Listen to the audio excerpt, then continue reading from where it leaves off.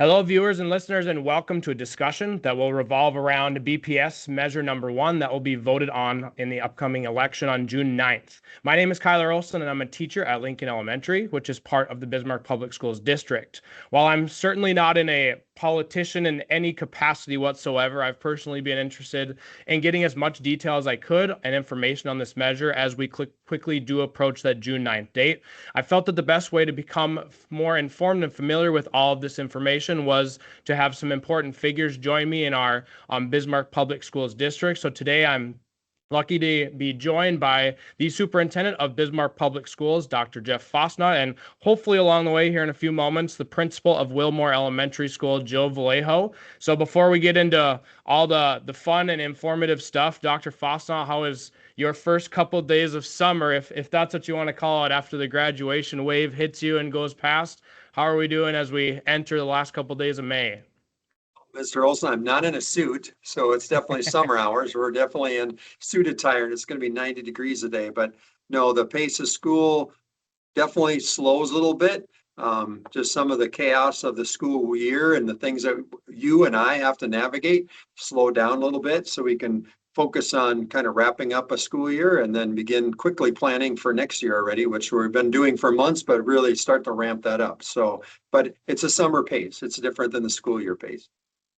So although I've been approached or asked by a handful of people, especially outside of Bismarck and outside the district, I feel like as an educator in BPS itself, I should even have a deeper understanding of what this measure means, what it represents to our community, to our schools, and to our students. I also wanted to just make this video related to this topic because I, like many in any political sense or any election, I'm probably one to be known to just go take a quick glance at the measures, make a quick decision, and then go to my voting place and do my job as a civilian. So I wanted to have a good and deep understanding of what this bond means, especially again being part of Bismarck Public Schools.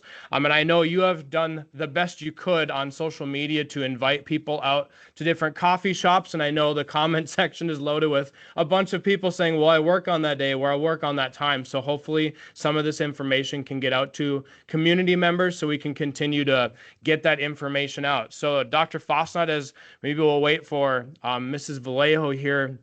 She may be joining us shortly, as again, a big piece of this at Wilmore Elementary is Mrs. Vallejo. And as I speak of her, here she comes. I spoke her into existence. Look at that.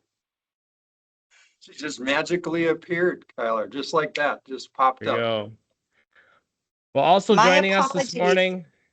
Yep, you're good. Thank you for joining us. Also joining us this morning, my former principal at Lincoln Elementary. She is now the principal at Wilmore Elementary. Wilmore is a massive piece of this measure because of all the upgrades the building over at Wilmore and the community needs. So, Jill, thank you also for joining us. Let's get right to it. I want to start on a positive note. I know you guys have probably heard all sorts of interesting and negative and all the people behind their computer screens with the negative pieces of this, but I'm looking at this in a positive sense. In a nutshell, I'll start with you, Dr. Fastnacht. What does this bond do for our schools and our students at Bismarck Public Schools? I think it's we've kind of been putting this in 4 big buckets, I guess, for you or anybody else listening. First of all, it's a modernizing and improving efficiencies in our systems. This is the heating and cooling units, what we say is kind of the non-sexy things as far as schools. It's the air conditioners, it's the ventilation, it's the lights, the plumbing, the electrical, the fire systems, all those things that really, when you manage 4 million square feet of 3 million square feet of floors and 2 million square feet of roofs, it's a big operation. We are a massive business, you might say, and so it's taking care of those systems because we are serving. I mean, we have 15,000 people in our buildings every day. We use them. They are consumed by people, and we want to make sure we have good environment for them. So that's a large portion of it.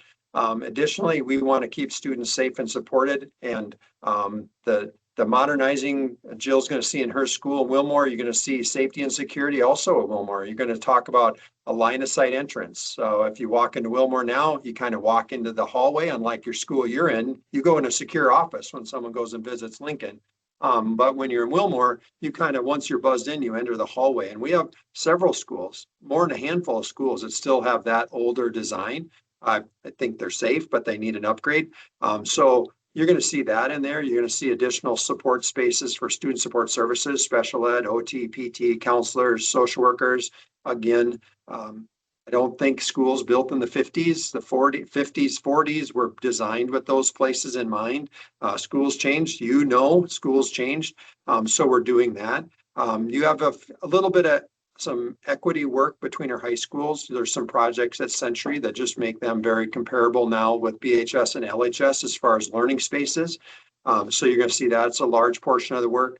And some Southside work, your Southside school. So both of your Southside schools is dealing with some of the growth on South Washington and the Moses and Solheim area. So we got a little targeted growth there to hopefully get rid of some portables in the district and make sure we can get kids inside the classroom or inside the structure of the building, which also help with safety and security and the learning environment. And then lastly is just making our schools the best they can be, because I think we truly have a responsibility to make our neighborhoods look good. And so I want the people that live around Myrie to have an equally attractive and good looking school as you would on the north side and by Liberty, or wherever. So I think there's just some responsibility there to help make sure all our schools meet that standard that we have. So question more tailored to Jill in the same sense. Jill, obviously Wilmore, a big piece of this because of the age of the building and because of how Dr. Fastnacht just mentioned how the building is even set up in general. What would this bond and this money, how would that impact the Wilmore community and the Wilmore families that use it every day? Yeah, that's a really good question, and it would impact us immensely in so many ways. Wilmore was built in a time that we didn't have the same needs that we do now, and it's a beautiful school located in the middle of the city of Bismarck, so we have a great location. But right now, not everybody who lives within the Wilmore boundary can attend Wilmore because it is not ADA compliant. It's not accessible. It's a 3-story building with the lunchroom in the basement, so in the lowest level, I should say, and then the main level has a small ramp that you can access, and then the upstairs is not accessible by anyone that's in a wheelchair, or maybe crutches can be difficult as well. And that not only impacts students, but it also impacts families. It impacts the parents, the grandparents, people who are raising children, as well as staff. We have had staff members who have had knee surgery, injuries, that can't make it up the stairs or down the stairs. And that also doesn't give access to the entire building for many, many people, staff, parents, and students. But then in addition to that, we have had students in a wheelchair temporarily, and they are not able to eat lunch with their friends. They have to stay on the main level, so somebody else gets their lunch for them, and they eat lunch on the main level, which is just not inclusive. And it just makes it difficult right now. So it will impact beyond just our students. It would impact our families as well. We also have a nice big space downstairs to do presentations and maybe programs. However, we don't do that downstairs because we know that our families, our grandparents, and our parents can't access the downstairs. Just recently, we had something happen downstairs, and we were unable to accommodate for a grandmother in a walker. So we quickly pivoted and moved everybody to the gym and had the program in the gym, but that's not ideal when the gym is being used for PE class. So it just will give us more access to the building, and as well as the bathrooms. The bathrooms are not accessible. And when we had the student in a wheelchair, they were not able to access the bathrooms very conveniently. A kindergarten student had to go down 2 long hallways before they could get to the bathroom, which is not ideal when you're little and have to go to the bathroom right away. And now you have to make it 2 hallways. So the only accessible bathroom was down by the gym. So it will impact our community. And then beyond that, the people that use our gym and use the community, we have so many people that use our buildings day in, day out on the weekends and the evenings. Bismarck Parks and Recs has great programming within our buildings as well. And that's limiting as well because they cannot use the restrooms and different things like that when they're there. And so this would impact the community that doesn't even attend or have a student attending Wilmore or the other buildings that are not accessible. So Jill, staying with you, and I kind of know your background just from you being at Lincoln for X amount of years, but you mentioned when you posted your letter to the editor connected to all of this, that your time in Southern California and how there's a lot of challenges in a big school district. And I can't even imagine how big a school district in Southern California would be, but how do you personally connect for people who obviously are from the Midwest, don't know a lot about the area you lived in Southern California with those big challenges? How do you personally connect what this bond would mean for a district and connecting that to what you experienced firsthand in a big district in a place of the country like Southern California? Yeah, I worked in San Bernardino City Unified School District for many years, and we were a large school district with 50 elementary schools. And when you had 50 elementary schools, no matter what you did, you could not keep up with all of them, right? The growth that happened in San Bernardino over the years, they built and built and built and had to keep up, while the older buildings didn't always get the attention they needed. I personally worked in an older building. The original building was so small, it only had, I think, 12 classrooms. And then we had what we called portable city, right? The entire fourth, fifth, third, fourth, and fifth actually were out in portables, and I'm talking 12 plus portables on the property. And that was pretty common throughout the district, and they just could not keep up. And there's a lot of work too that goes with a portable. For those people that don't know, when you move a portable onto land, there's a lot of work that goes with that. Electrical, moving things. There's just a lot behind the scenes that happens with a portable, and it doesn't feel inclusive when you're working in a portable and not in the building, no matter how large your building gets. The building I particularly taught in for 5+ years had over 1,000 students, K-5. And that's a large school that had 8 sections of everything. So 8 kindergartens, 8 first grades. And it was hard enough to stay connected and feel that family feel that you want every elementary to school feel. And it takes an additional effort to do so. But then when you add on people are in portables, it puts a whole new level of that connectedness for our families, for our students, for our teachers, to stay connected and collaborate. And the teacher can't do it alone. And so when you don't have someone to collaborate and you feel isolated, it's even a tougher job. And so I think it increases the level of education when teachers can collaborate, when they can be together, when they can have those PLCs and be together and also just be connected to those buildings.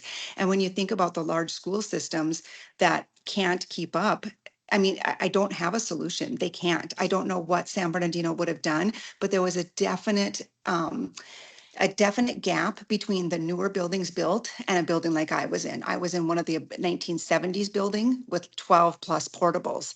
That is not equity for our students across the community. And that is just what happens when communities grow. And Bismarck has grown in a wonderful way, right? Like when I first came to Bismarck, when we made that decision to move to Bismarck, we made that decision because we had kids and we looked for a good school system. My parents were from Bowman. My husband's parents were from Broadus, Montana, small schools. We loved that small school feel and that feeling of family and community. And we chose Bismarck because at the time, Bismarck was amazing, and it already is still amazing. And at the time we moved, everything north of Pucklick Chevrolet was dirt roads. Like it was dirt behind that. You know, my sister lived up in that area. There was a paved road. Obviously, you have the highway, but behind the scenes, if you got on 19th, that was a gravel road into where my sister lived at the time. And we chose Bismarck because of the school systems. And they were just about to build Sunrise. And so we chose to put a home out there by Sunrise because we knew there was a new school coming and we were very excited for that. And Bismarck has continued to make wonderful gains in their school. I mean, I couldn't believe when my daughter went to Legacy and there was 200 plus electives to choose from. It was almost overwhelming in a good way. And so that had us right there. We just couldn't choose a different place. You know, we wanted to raise our kids in the Bismarck Public School system and have been very successful, along with my niece and nephew, some of the first graduates from Legacy. But all of our schools, I have been in the Bismarck High feeder since I got to Bismarck schools. So I was at Solheim, Lincoln, Wilmore. I only know the South Side. My heart's in the South Side where I teach too. And there's so many great things happening.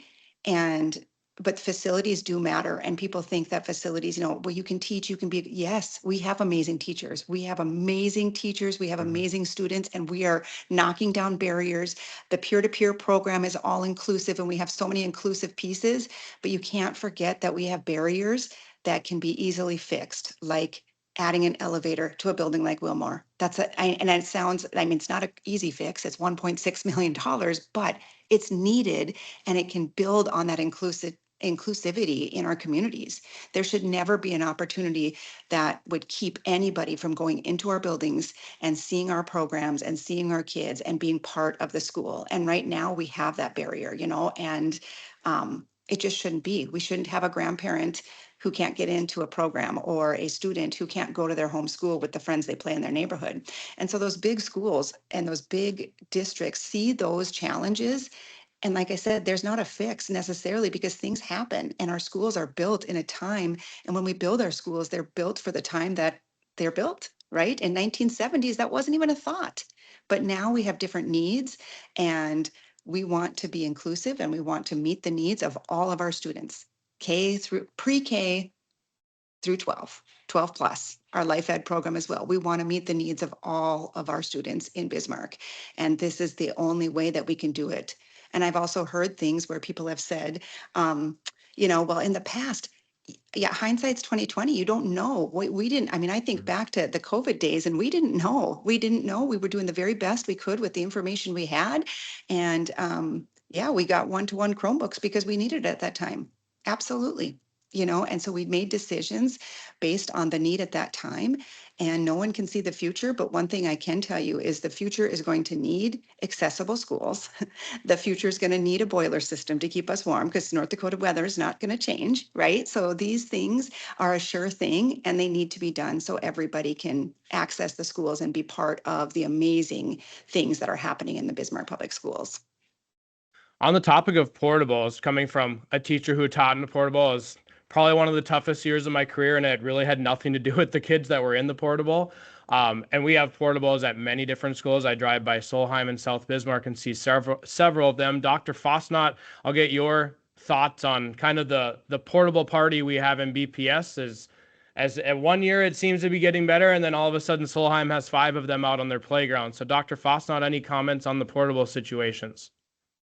As Jill mentioned, portables are not just unique to us. I mean, schools use them because it's a temporary solution to what honestly becomes a long-term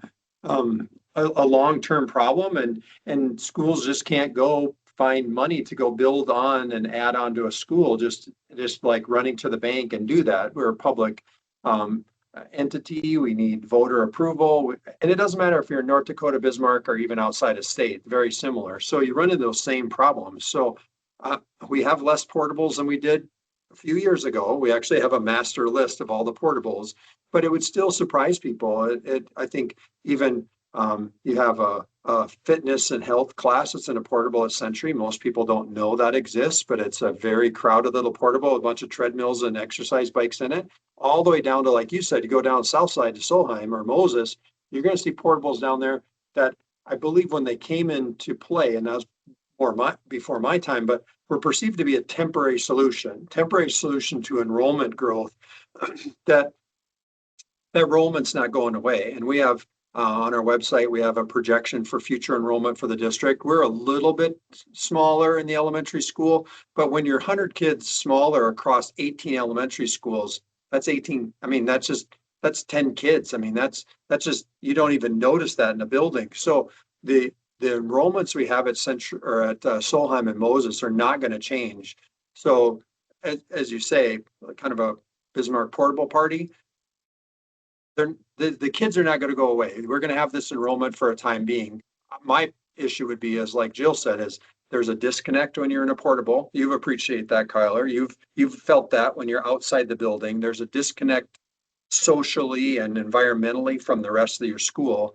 But there's also that logistics of a kid having to come, if you're in Solheim, and I think yours are the same way, you want to use the restroom, put your coat and boots on, you got to walk inside, and then you got to come back out. And then we were just saying the other day, I was talking with a parent who actually had a kid at Solheim in a portable, and said they were concerned because they were kind of coming into the portable without like knocking. They were doing that. Well, logistically, it was the same portable I think you were in, Kyler. It's like Well, there's two sets of doors. Well, do you want the kids standing outside in the cold, or do you want to have someone wait at the door to let them in? Or is there a buzzer to buzz in? I mean, it's all those security issues when kids are in a portable that maybe we don't think about, but really are there. People don't want to appreciate them, but really kids are back and forth all day, not the safest, not the most convenient for them. And not just the bathroom, but to go to the library, to go to special services, to go to their, their special ed teacher, whatever that may be.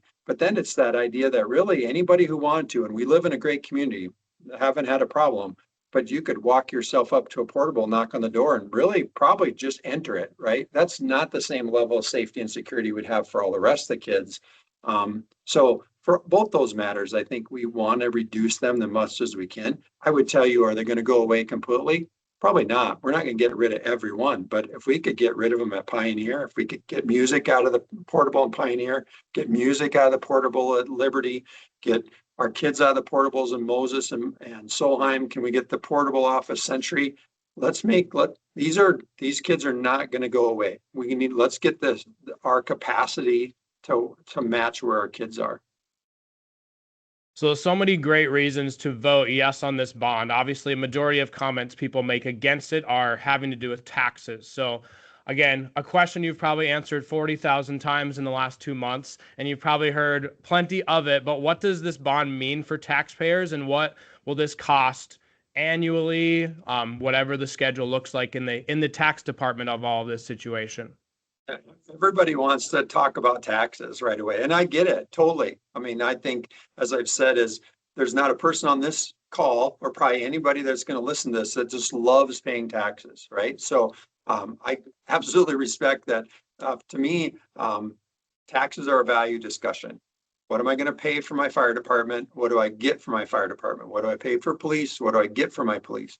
And so if that's a value, I'm willing to pay the tax personally. Okay. And I hope most people are the same way. It's a value discussion.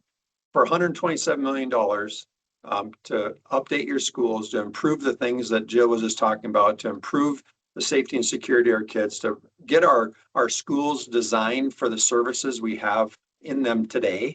That's again, $127 million. That's $48 and change per year for $100,000 of true and full value on your house. So you have a home, just do the math. What's your home worth? An average home in Bismarck right now, $400,000. So you take the $48.79 times 4, that's going to get you to $195 a year in additional tax, which is $16.26 a month. My contention would be, I think we can do that better than any other Class 2A school in the state. We can do more work across more schools, benefit more kids, more families than any of our counterparts. Because we have, as Jill said, a growing, thriving community. We have a community that's getting, as I drive around, go up on North State, there's a new building being built on North State. There's a new office buildings being built, new homes being built. Well, that's because we're a growing, thriving community. The mayor says we're gaining 1,000 new residents every year just in Bismarck. That's new homes being built, new apartments being built. Well, every time we do that, the actual tax load on every one of us on this call gets a little bit smaller. So we actually can do this for less tax load than the Fargos, the Grand Forks, the Mandans across the river, than anybody else. So we think it's not only a good work, the work's there, but it's a value. So I think we've hit the scale where it should be, giving great work across the district for a reasonable value, a reasonable cost.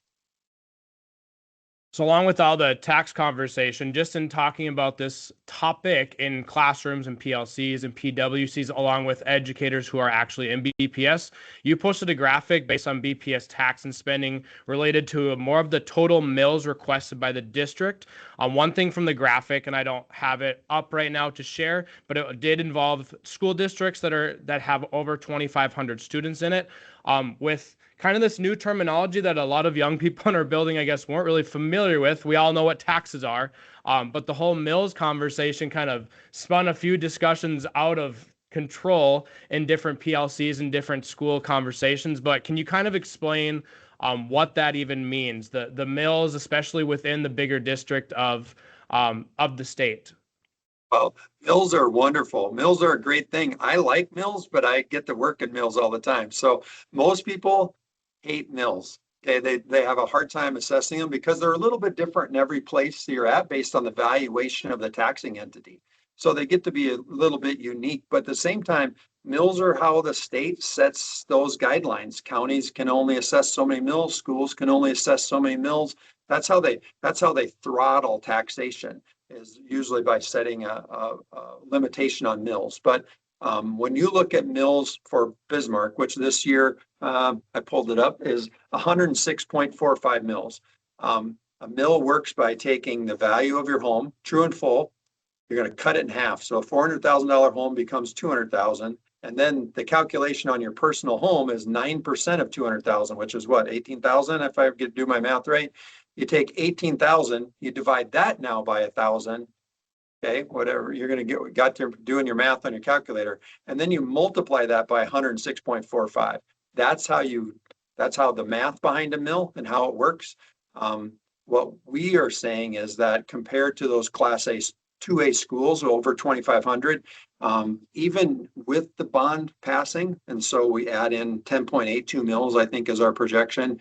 Even if we add that, we're now almost 14% lower in mills than any of the average of our counterparts. So if you look at Fargo all the way down to Holston Basin, and those are all the schools that are in that 2,500, if you look at that, the average of those is 136 mills. Well, we're going to be at 117 with the bond. Okay, so again, we're going to do this at a much less tax impact than any of the large schools that have to deal with large school issues. Like Jill said, it's like, this isn't Ellendale, my days in Ellendale with 350 kids. This is 14,000 kids. It takes a much more complex organization, and it takes a lot more resources to help keep that operational. We take care of a lot more kids and staff. So if we can be 14% lower almost in taxation and still do the job we're doing, and I think Bismarck is one of the best schools in the state of North Dakota. I mean, I think we might be number one in a lot of things. So if we can do that, hey, that's great. And obviously we're good stewards of dollars because we're doing it for a lot less than most of our counterparts. So kind of looking more into some of these improvements, and of course there are a lot of them. I'm a former Solheim Cougar, and I can vividly remember the drop-off line. I watch it in Lincoln every day, and I'm like, wow, that's actually pretty efficient compared to what I remember the interesting times of Solheim Elementary. So when I pulled up the Solheim graphic through all this, the first thing that popped up into mind is that parking lot and the drop-off method might want to improve a little bit at Solheim. So can you, since that is an outside of the building project, can you kind of talk about what an improvement at Solheim with that sort of thing looks like in the future? Ken, were you at Solheim, Jill? Yeah. Do you remember what it was like in your Yes, days I at was. Solheim? Was it chaos there too? Yep. It was chaos, and we redid it like 2 or 3 times because originally it had parking all the way through that yep. drop-off pickup, and kids could run out to the street. It was very dangerous, and you also needed to prepare yourself for about a 30-minute exit to get out of that parking lot. And that was many years, probably 15 years ago. So yeah, it was not great then. Obviously, it's been a problem. Unlike your school, Kyler, almost all the other elementary schools are in like a block. So they have access from 4 sides. Okay, so you can have your bus pull up on one side, you can have your parent pull up on another side, keep the cars and buses separate. You won't find that at Solheim. They're intermixed in the same driveway, which is challenging by itself. Why is that true? Because you only really have one road by Solheim. Everything's got to go down the one road. And as much as they do, you have an entrance in the parking lot. And I was there on the last day of school. I was watching them, this chaos on the last day. And you can have all the cars pull in. But again, it's that bus and car pickup chaos. It's if you're a staff member, which I watched a few come in late, and it's last day of school. So everybody's run a little bit off schedule because we're all dropping our own kids off, so thing. But the staff member gets caught in the same lineup. They can't get to school because they're in the same lineup, and they have to follow the same path as the parent pulls in. Then they can get to the parking lot. And we said, boy, wouldn't it be great if staff had a different way into the parking lot so they don't have to battle the parents dropping off their kids? And I think at Solheim, this is really like Easter Sunday at church. It really only lasts about 15 to 20 minutes. but it's a painful 15 to 20 minutes for the parent who's stuck in the line.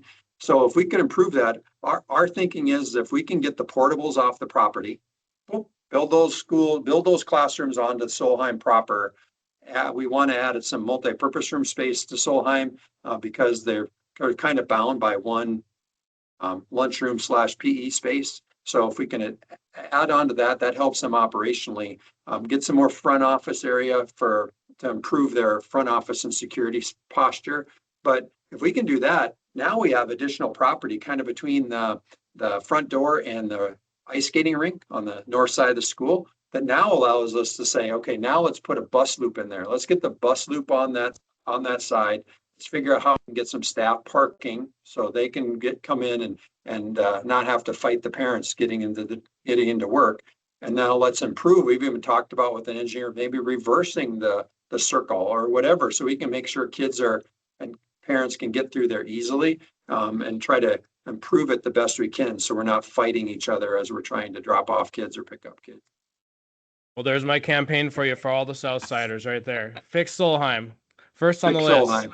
Yeah. So going from the south side of town to the north side, and I know you just mentioned the portable things going on at Century with different fitness classes and having literally treadmills in portables for fitness classes. I just took a quick glance of a lot of the potential construction maps for each of these schools, and Century has a lot of cool stuff potentially going on. Can you talk about, I know you again mentioned Bismarck High now has the same type of gym layout as Legacy that holds a lot of people, and kind of comically, when you talk to Century fans, they love their gym because it's a massive home court advantage when everyone is on top of you in that gym rather than spread out throughout a bigger area. But what kind of big things, sports related wise, fitness and gymnasium and with school, after school activity related things could be coming to Century here shortly? Well, again, just think of, and you've been in these places, so I'd ask people, maybe they haven't been in them, but if you're in BHS and if you're in LHS, you have a main competition gym that really, I'm not worried about basketball. I'm not worried about basketball. I'm worried about, there's 3 separate gym spaces for PE and fitness and health classes. So they have 3 full gyms side by side that become the main gym area. Century is 2. So that's what we talk about, adding a third. That's getting them to the same spaces instructionally in their main gym area. But if you go to BHS and LHS, you're going to find a walking track around the outside. That's fitness and conditioning. That's health class. Okay, you will not find that at Century. You're going to find a fitness room with ellipticals and treadmills and those things. Again, you're going to find those are very nicely laid out in BHS and LHS. When you go to Century, again, that's in a portable outside. And those, honestly, I will tell you, are so close to each other. You could do this and you're touching the person next to you on the elliptical beside them. There's not nearly enough safety space between those pieces of equipment as we'd like. So that's making it the same. You talk about a wrestling room, like just to do wrestling activity, but also that activity during the instructional day. You will not find that at Century. So we need to build that out. You're going to find lack of places for just fitness and conditioning course. So that next gym area, now you have a second gym at Century, but just to have a space that's not a gymnasium space, let's just do something for aerobic activity or dance or those type of things, cheer. Those type of activities don't have the same space at Century as you would at LHS and BHS. So when we talk about those, Mr. Madler is really good at talking about kids having to make adverse course selection because there's not enough spaces to teach health and PE in, that he's had less sections than BHS and LHS. So you either make larger sections, you jam kids in the spaces that are already crowded, or you say, well, we're full, we can only do so many, you got to pick a different course. And you're going to see both those happen at Century. You're going to see pretty large sections. And then you're also going to see kids being told like, well, you can't get in that now. You got to take that some other time. Go pick a different course because we can't get you in that health course right now. So again, sticking on the more detailed and more in-depth of each of these schools, Jill, I'll come back to you. I know you mentioned the potential of having an elevator that could change so many things in the inclusion department at Wilmore. What could we see at Wilmore here? Again, one of the oldest buildings in our district, needs plenty of upgrades, I'm sure, but what could we see at Wilmore that could immediately impact staff, your community, and your students? Obviously, the elevator would impact us quickly, and it would impact staff as well. But then additionally, that safe entry, that moving the front office to the entryway, we believe obviously that the key to safety, a safe school, is that sense of belonging. Sense of belonging to me is your very first line of having a safe school, because if everybody feels like they belong and everybody is welcomed there, you're more bound to have a very safe school. However, you live in a time where you don't know where somebody could be coming to the school unrelated to the school whatsoever. And so we just want to have that safer entry where and not that it's not safe, I'm just saying, like, moving the office over to the other side where people could come through, buzz in and come right to the office versus walking in and wandering through the school. I think that would give everybody a better sense of safety, as well as getting us a better first contact. I feel like, the secretary, myself, and people that are up in the office, we love to meet and greet when people come in. It's not a great feeling when we don't even know they're there for a few minutes and they're wandering around looking for the front office. I would love if their very first person they see is Miss Christie, and she can welcome them into the building and also guide them to where they need to go with efficiency. It's just not efficient right now, and it needs to be done so our students, our staff, our families, our community have better access to our buildings. So I think those are some of the key, and we're not alone. There's a few buildings that were built, back in anywhere to the 70s too, probably the 50s through the 70s, that don't have that entrance, because that wasn't the concern and that wasn't the need, and things have changed. And so just getting those things up to date would mean a lot to everybody involved in the school, and it would impact the community around us as well. I think I've heard people say, like, well, the secretary just leaves and goes to the front door to get them. Well, when they leave, they're not answering the phone. They're not doing what their normal work that we need them to do. They're not helping the kid who just showed up at their desk and needs a Band-Aid or something else, right? It's like, sorry, you stay here unsupervised while I go to the front door to let this person in.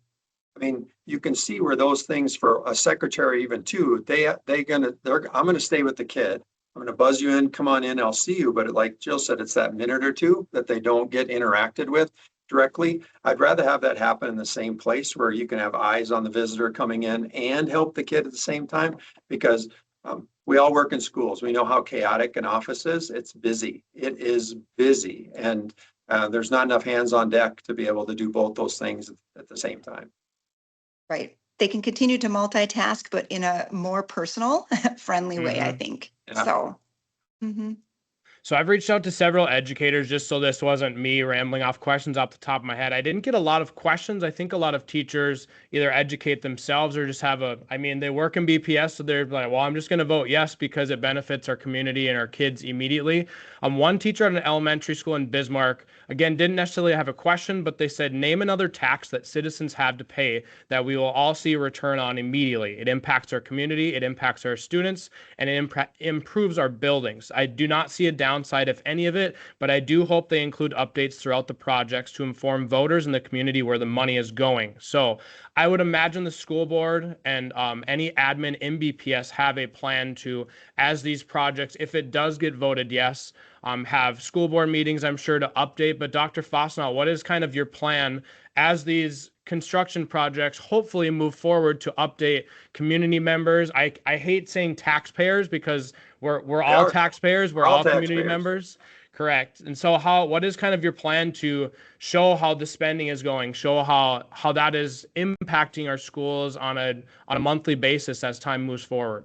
Well, this is not a question for Jill, but I have a great document to show you. I'll show it to you on screen, but I'm going to go grab it. You can ask her another question. Is that all right? I think I wish everybody could see the slides that Dr. Fastnacht has shared out with the community, because it really explains all the questions and all the doubts that people might have, or doubts that they may have had in the past. I think if they review those slides or come to one of Dr. Fastnacht's presentations, they'd have a really good understanding. And I think they'd be sitting in the same place that teacher you mentioned was, this is the most impactful thing we can do for our community in so many ways. I just wish that everybody could come and see those those presentations and go through the slides that Dr. Fastnacht has shared, because it really does explain everything. And I think if you watch those slides and listen to the presentation, you can see how this truly does impact our community at large. So. Hope people do it. It's on the 2026 bond page, which is up in the upper ribbon of our website. If you scroll down the bottom, that little 20-minute presentation that Ms. Vallejo was talking about, is like anybody in the town could just press play and watch it. I mean, and I don't know if I do a great job or not, but it's factual. It's just the facts. Here it is. This is what we want to do. And then dig into our website. I think there's hardly a reason to not know what's happening at every school. I think we've done a pretty good job detailing the work in every single school that we plan to do. So I think the people who have said initially, they said, we don't know what's in there. Well, okay, the ones that we've helped guide them back to it. Okay, got it. Now I got it. They maybe just didn't dig far enough. But to your question about informing people, we just were interviewing architects last week. So to be on timeline, because the building season in North Dakota is not very big. You got to plan, you got to be on point if you're going to get things done. And any project like this takes design and development. It takes bidding. It takes getting contractors ramped up. There's a timeline to that. So for shooting for work in early 27, we know that we already have to have an architects and construction managers kind of on point. Well, instead of that process beginning in June and then taking another month or two to get done, we've already started interviewing them, with the caveat that if it doesn't pass, there's no cost, doesn't cost us a dime, but we're just planning ahead that if it does pass, we know who those are. Well, one of those shared with us the other day. Look at this little document. It's going to be backwards for you, right? But it's a progress map that we can give out for every single school to say, you're in the design phase. Nope, you're in the bidding phase. You're in the initial construction document phase. So we can help inform everybody, like, here's where your projects are, because really some of these projects may not even start for another year. Some will start right away. Some will start year 2, some will start year 3, because not only is it almost physically impossible for us to get all the 25 different site projects going at the same time, we also know that we can't get enough construction workers to do 25 at the same time. So some projects will start, they're easy, they're quick, they're 1 year, we got them done. Some are going to take multiple years to get done, and staggering those out so we can finish that. We really think we love this idea by this firm to say every one of these gets kind of a construction timeline. So you can send that out. Jill can send that out to her people and say, here's where we are. This is where we are, Wilmore, in the construction timeline. It's going to get really dusty pretty soon because we're going to start building. Here's where the don't trespass fences are going to be, because you can't get into that part of school. And just be really communicative of, here is the budget, here's where we bid it, here's what we spent. So people know school by school by school, here's what we promised you, here's what we can get done, here's the timeline, here's where we are in the work process. So yeah. Beautiful. I think that'll answer a lot of people's questions right now. So on the complete flip side of all of this, and I don't know how much of an answer there is because it hasn't taken place yet, but if this does not get voted through, if it gets voted no by the community on June 9th, what are your plans as a school board? What are your plans moving forward with all these hopefuls that, again, hoping to get the yes, but what happens if the no does pop up? I would tell you that bathrooms and elevators are first on the list. It may not be Wilmore's front office, but the bathrooms and elevators are going to happen. That to me is the highest priority. That is affirmed also by the school board. That's their highest priority. We just know it could take 4 to 5 years of using building fund money. So we collect about a little over $6 million in building fund a year. $2 million of that pays off Elk Ridge and Silver Ranch. So got the $4 million left, a little over $4 million. Just taking that one crack at a time. We're just going to be starting with schools that are fit into the bucket of ADA accessibility concerns, and that's bathrooms and that's elevators. That's where we're going to start first. So to conclude all this, and I appreciate both of you jumping on here for some what I think is very valuable information in a short period of time, but we're going to go full on. I approve this message. I'm Dr. Fastnacht here, but I'll start with you, Dr. Fastnacht. What are your final parting campaign words for this whole spiel that you've been having to kind of campaign yourself in the school district the last couple of months? Well, the wonderful thing is I can't tell you which way to vote. All I can do is give information. I can only give facts. So sitting in this office with my ID tag on, I get to say, I just want you to vote. Learn more. Go out to our website, find out the information, watch the video, watch this. Call us. We've had people call us and just say, help me understand the tax impact. Can you work me through my tax bill? You bet, we'll help you. I think I feel that the people I've talked to, once we ask the questions, once we inform them, most people tend to lean like, that's good work. We see the benefit of that. So I'd encourage people to get more information. And then the most important thing is June 9th, go vote. Just go vote, cast your vote, and then we'll deal with it whatever way it comes, but we need everybody to go vote. Jill, last words on behalf of Wilmore Elementary and BPS. Yeah, mine is the exact same message is we encourage you to go vote. And as a building leader, I encourage people to come into our buildings, come and see them. We'll be running Camp Ed starting on June 1st. I know that's a very short window before the voting date, but come in and visit. Either call the school, see if you can pop in, or like at Wilmore, just come on in. I would love to give you a tour. I would love to talk to you about it. I would love to show you our building because sometimes it's hard to imagine these things that we share without actually seeing it. So definitely visit your buildings and definitely just go vote.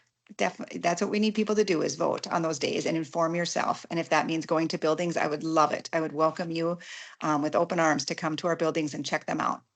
We can show all the pictures in the world to people, but if you would walk into Wilmore and have Jill show you the first floor bathroom and see the door and navigate the corner and say, now if I did that in a wheelchair, I don't think there's a rational person in this whole state of North Dakota who would say, wow, that's not possible. You're right. That's the problem. So go see it. Go see it with your own eyes. Well, again, I appreciate both of you joining me for some great information. We all, of course, encourage you on behalf of Bismarck Public Schools staff members to go vote yes on June 9th. And I hope you guys all have a great summer. I know your schedules are a little more hefty than mine is the next 2 months. So I might be sitting on my couch a little longer than these two, but thank you again. And again, go vote yes on June 9th.